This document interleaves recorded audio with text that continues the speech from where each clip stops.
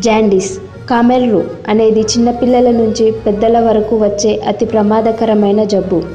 Jaundice సరైన సమయంలో గుర్తించకపోతే చాలా ప్రమాదం జరుగుతుంది.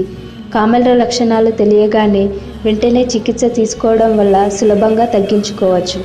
జాండీస్కి ఎక్కువ ఆయుర్వేదిక చికిత్సలు, నాటు చికిత్సలు చేస్తుంటారు. ఈ పచ్చ కామెర్లు ఎక్కువ జ్వరం వచ్చినప్పుడు మరియు ఫాస్ట్ ఫుడ్ ఎక్కువ తినేవాళ్ళు, కాఫీ, టీ, మద్యం సేవించే వారికి వెంటనే వచ్చే ప్రమాదం ఉంటుంది. ప్రస్తుతం వైద్య విధానంలో మార్పుల కారణంగా ట్రీట్మెంట్ ప్రమాణాలు పెరిగాయి. సహజ సిద్ధమైన మన రోజువారీ ఆహారంతో ఈ కామెర్లను తగ్గించుకోవచ్చు.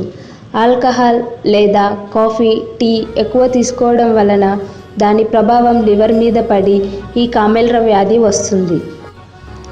తులసి ఆకులు రోజుకు 10 నుండి 15 తులసి ఆకులను తీసుకొని మెత్తగా చేసి ఒక అర గ్లాస్ బీట్రూట్ రసంలో వేసుకొని త్రాగితే త్వరగా కోలుకుంటారు.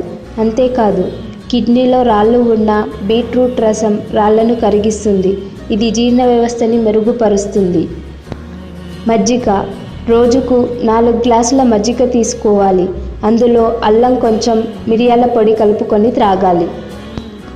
లేదా రోజుకి కనీసం 3 గ్లాసుల బార్లీ నీళ్లు తాగితే జాండీస్ తగ్గిపోతుంది. లేదంటే బొప్పాయ ఆకులను మెత్తగా రుబ్బి 1 టీ స్పూన్ పేస్ట్కి మరొక టీ స్పూన్ తేనెను కలిపి ఒక వారం 10 రోజుల పాటు తీసుకోవాలి. ఇలా చేస్తే త్వరగా కోలుకునే అవకాశం ఉంటుంది. టమాటా జ్యూస్లో ఉప్పు, మిరియాల పొడి కలుపుకొని ఉదయాన్నే తాగినా కూడా ఫలితం తొందరగా ఉంటుంది.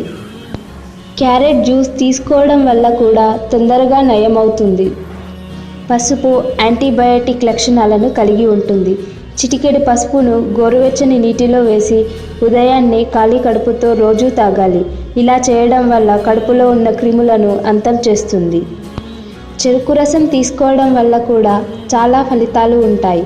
శుభ్రమైన చెరుకు రసం జీర్ణ వ్యవస్థని, కాలేయ వ్యవస్థని మెరుగుపరుస్తుంది.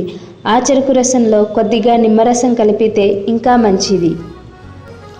ఈ చిట్కా పాటించడం వల్ల జాండీస్ని త్వరగా తగ్గించుకోవచ్చు. అంతేకాకుండా తిరిగి రాకుండా జాగ్రత్త పడవచ్చు.